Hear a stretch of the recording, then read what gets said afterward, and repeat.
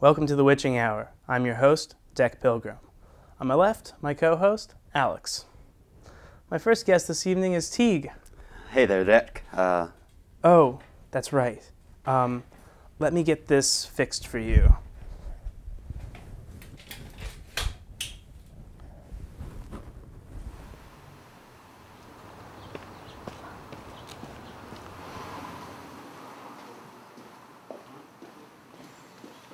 Hello, sir.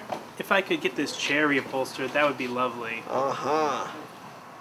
Okay, great. That'll be about 2 hours. Thank you.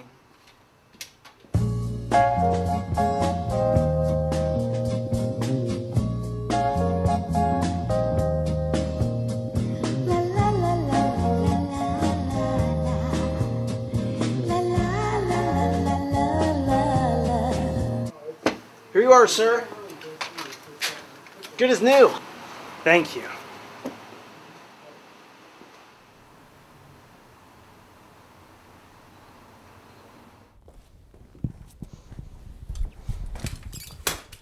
Here you go, Teague. Good as new. So, Teague, you're totally new to the world. What's it been, 2 weeks? It's been 2 wonderful weeks of just chock full of new things for me. It has been fantastic. It's a miracle that you just popped into existence like you did, and you've just been living life ever since. Like, what's it like being so new to the world? The best way I can describe it is if I was a park ranger just going through the woods. Like, the park ranger knows that the woods have been there, but does he know what each tree represents? And that's just me picking out each tree and finding out what they are. You know, it must be crazy having these new experiences constantly throughout your life. It's like, is it scary?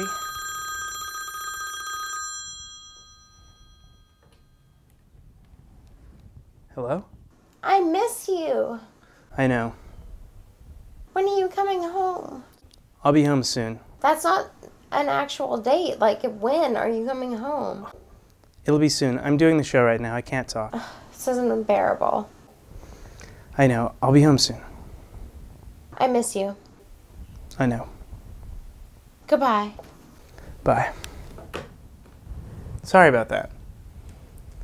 Is it crazy doing so many things for the first time, like holding hands or making love? Well, I mean, it's very new and it is very exciting. It's scary, and maybe I haven't got that chance to hold hands yet, but I'm just excited to. It'll happen. It'll happen, bud. Thanks, Deck. I had a question for you. Okay. My question is, what's the most important thing you've learned? I've learned to keep learning. Every moment's a learning experience. When you walk outside, when you go inside, when you live, you learn. So like when you lose your keys, what do you learn then? I learned that I shouldn't have had keys in the first place. What are they there for but to unlock a door? Or lock a door? I'm just trying to keep my options open. Thank you. We'll be back in a moment with more Teague. Hello. Hi. I am interested in buying an axe. Well, that's great news. Why don't we go take a look at my axes? Yes. Sounds great.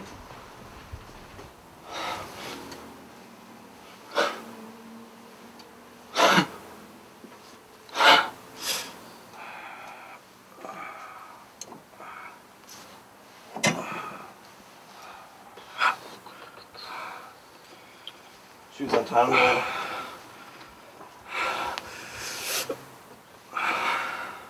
You know, it's not every day we get someone in here who's as enthusiastic about axes as you are. Oh, yeah? Yeah. You're really bringing a lot of money back into the community. This one's good. I'll take it. Welcome back. Joining us, Teague. Do you think that you're still too new to the world to be afraid of death? Well, I guess when you put it that way, I am a little new, but I look forward to death because that will be the final experience that I get to witness. That'll be the last new thing. Yeah. You will have completed your journey. Exactly, but then I guess Then there's the new journey of being dead, because we don't know what being dead is like. We don't know that, Deck. We don't know that. We don't have a clue.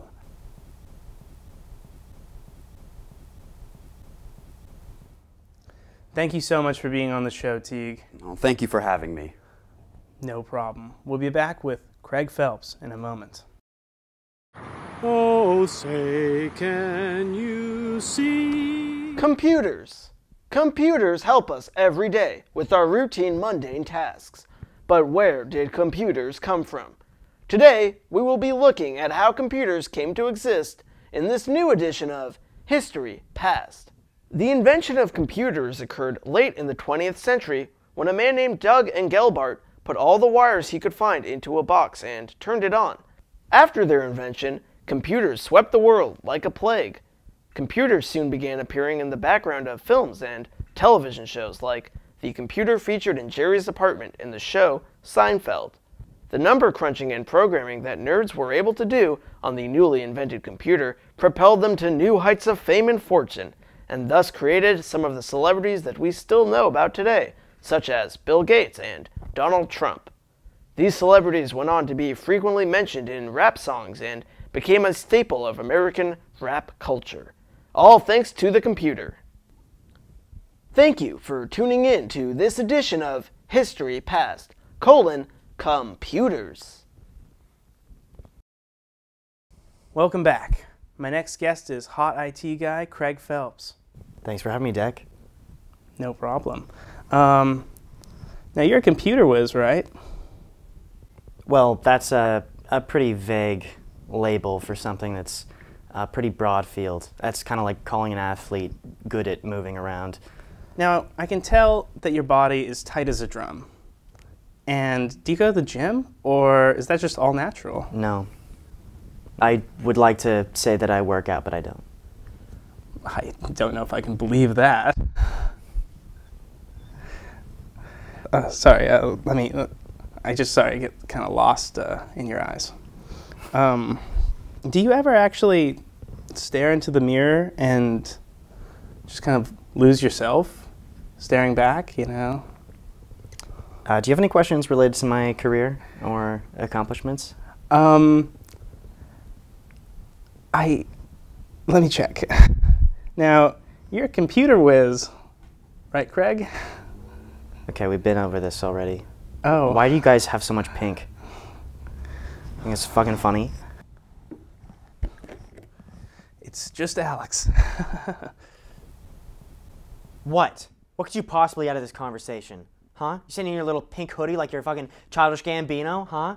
Oh, yeah, great, and you got your fingernails painted too, huh? Yeah, I'm sure your parents are really proud of that. Okay, what are you, Marilyn Manson? You trying to break artistic ground, huh? What do you do? Do you know how hard it is? Do you know how hard it is to get out there in real life if you didn't have your parents' support system to fucking fund your nonchalant, laissez-faire, however the fuck you pronounce it, lifestyle? Yeah? Oh, you use that beard as if it's just something you can throw on like a fucking handbag before you go shopping. No, that's a privilege, okay? You're blessed genetically, and therefore you should not fucking wear that like a slob, okay? You imbecile. Why don't you just go home? Huh? Why don't you go home?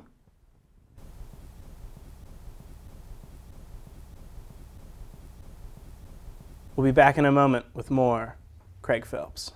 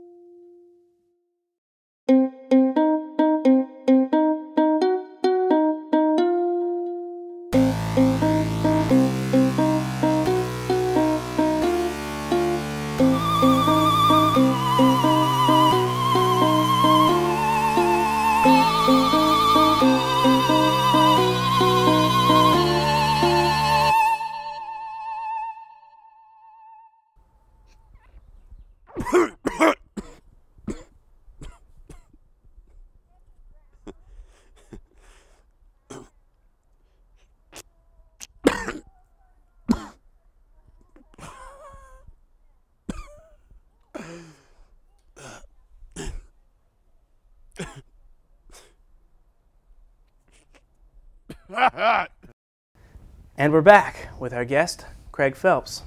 Now, what is it exactly that you do, in school and then beyond? I studied management information systems, a business administration major. It's essentially like looking at the tech side of business. For example, like let's say you have an e-commerce business, like eBay, and you have so much data needing to be sent back and forth. Like let's say two customers log in and they both want to buy your statue thing, and there's only one available in stock, right? Yes. So what's going to happen if you try to buy it and you try to buy it at the same time? You both submit requests. Who should get it, right? Well, hopefully the person that clicked it first. In that split second, let's say that the databases didn't update in time, that would be a problem, right? Because then you would both be told, okay, it's on the way. And then at some point, the operations people would be like, well, shit, our computer, our database said that it was available, but actually it was bought a split second before he clicked on it, right? We set up databases that are so quick and can handle so many requests so fast that the moment someone clicks on, the buy link, it locks up that item so that nobody else can purchase it. That's essentially what I do. That's fascinating, really. Thank you. That's quite... Makes a lot of money too. Nice, excellent. Now, I've never been on the web, so I don't know exactly what it's like on the web, but what happens there usually besides e-commerce? That's correct, right? E-commerce. What else goes on? Do you know what that means, e-commerce? I know that commerce is like money, and that E is like a letter, like electronic. Yeah. So it's like email, but it's like money. It's like, I got that, I think. I heard actually from a source close to you that you're an incredible dancer. I was wondering if maybe you could give us a bit of a performance on the show. Absolutely not. That's too bad. All right, well, thanks for joining us. It's been wonderful having you. Stay tuned for a performance from Geometric next.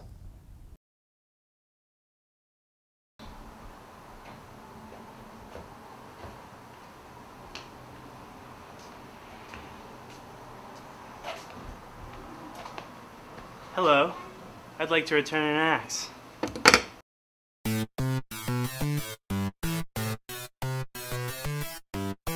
Metric come through like a dodecahedron, hexagon, rhombus, trapezoid feeling. All these obtuse now acute from scalene and triangle party isosceles ceiling. I spend every day in a pyramid prison, the only cuboid with spherical vision. Heptagon, heart, trapezium, visage. I look like a prism, shine through like I'm vivid, smile like a crescent, full moon like I'm wicked. Metric irreverent, and it's just the beginning. No need for air, it's shapes that I breathe in. Fuck a dodeca, I'm a icosahedron.